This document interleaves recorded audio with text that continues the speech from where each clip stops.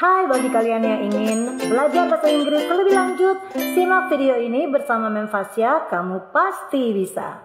Jadi pada pelajaran hari ini kita akan bicara tentang gerunds and infinitives. Gerund and infinitives yaitu verb atau action meaning yang berarti kata kerja atau action, dan noun function atau berfungsi sebagai noun pada posisi dalam kalimat. Kita lihat contoh berikutnya. Mari kita lihat penjelasan tentang gerunds and infinitive. Kalau kalian berbicara tentang gerunds, itu berarti verb, rumusnya verb plus ing.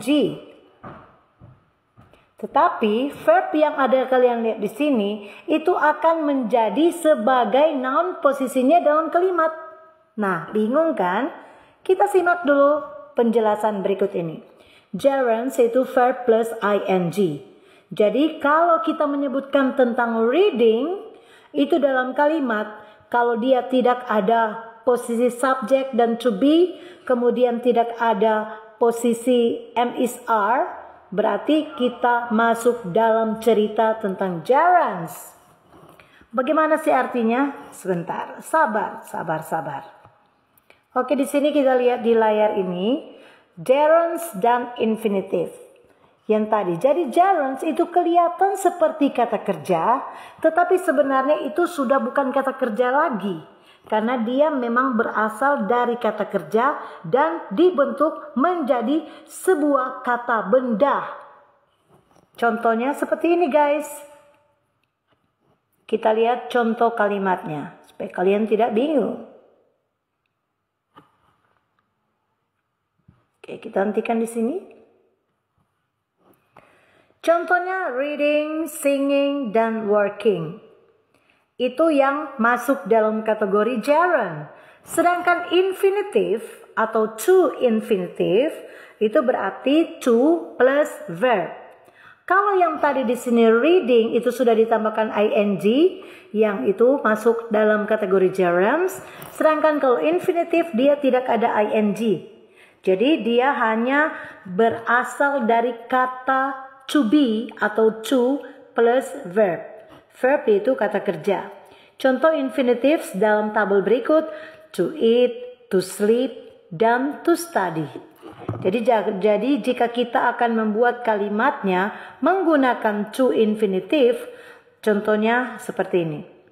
I want to eat apples. Karena ini satu apel, jadi kita sebutkan apel aja. Apel, bukan tidak pakai S. I want to eat apple atau apel. Dan pada gambar yang kedua, I want to sleep early. Kita lihat pada kata yang ketiga yaitu to study. I want to study English together. Jadi itu yang masuk di kategori to infinitive. Karena tidak ada ing di situ guys. Sedangkan kalau kita akan berbicara tentang gerund, dia memiliki pola kalimat, yaitu subject plus verb plus object. Kita lihat contohnya. Subject itu terdiri dari nouns, gerunds, dan infinitive. Contoh, snowboarding is her favorite sport. Snowboarding is her favorite sport. Jadi di sini kita bisa lihat ada subjek, ada verb, dan ada objek. Nah, begitu kita menggunakan gerund dalam kalimat ini, maka kita akan membuat kalimat menjadi he likes reading. Reading di sini bukan berarti membaca atau kata kerja, tetapi dia di sini sudah berubah fungsi menjadi noun. Karena reading itu ditempatkan di belakang. Untuk diketahui, gerund itu bisa berada di subjek sebagai subjek. Jadi gerund as a subject, gerund as an object, gerund after preposition, etc. Kalau kita lihat di contoh kalimat yang ada, yang tadi itu kita lihat di sini, he likes reading. Ia menyukai membaca atau dia suka membaca. Kemudian kalau kita memasukkan kata tadi dalam bentuk infinitif, rules-nya seperti ini. Kalian bisa lihat di sini ada dua tabel, yaitu ada gerund and ada infinitives. Jadi kalau infinitives berarti kita harus menambahkan to be. To be. Contoh. Nah, kalau di sini verb plus gerund. Kata-kata ini adalah kata-kata kerja yang setelah ditambahkan ing dia akan menjadi gerund atau kata benda.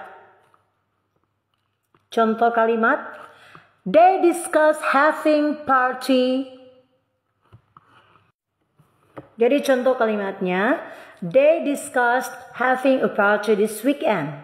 Mereka berdiskusi untuk membuat party atau pesta weekend ini.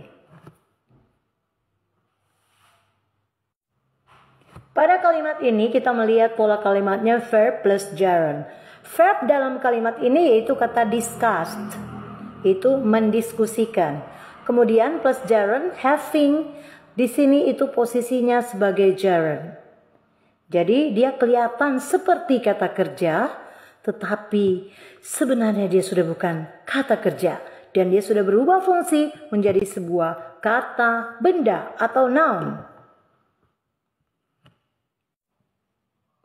Perhatikan kalimat berikut ini, perbedaan antara gerund and infinitive. Kalau di sini kita melihat kalimat yang pertama, I like listening to music. Sedangkan yang kedua, I like to listen to music. Kalimat yang pertama ini itu merupakan gerund karena di sini listening itu adalah noun atau kata benda yang artinya saya ingin mendengarkan musik. Sedangkan yang kalimat bagian kanan ini itu adalah bentuk infinitif.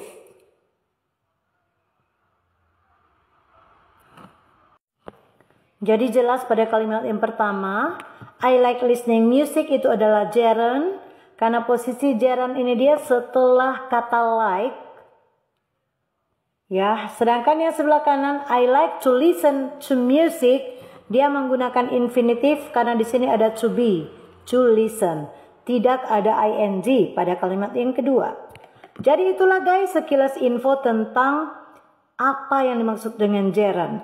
Jadi ingat bahwa gerund itu ada beberapa jenisnya, ada beberapa penempatan dalam kalimat. Pertama gerund as a subject, kedua gerund as an object, ketiga gerund after preposition. Masih banyak lagi penjelasan tentang gerund, tapi kalian bisa kontak Memfasia untuk materi lebih lengkap lagi tentang gerund. Dan bagi kalian yang berada di kota Manado, kalian bisa menghubungi Memfasia untuk kursus secara offline. Okay guys, thank you so much for watching.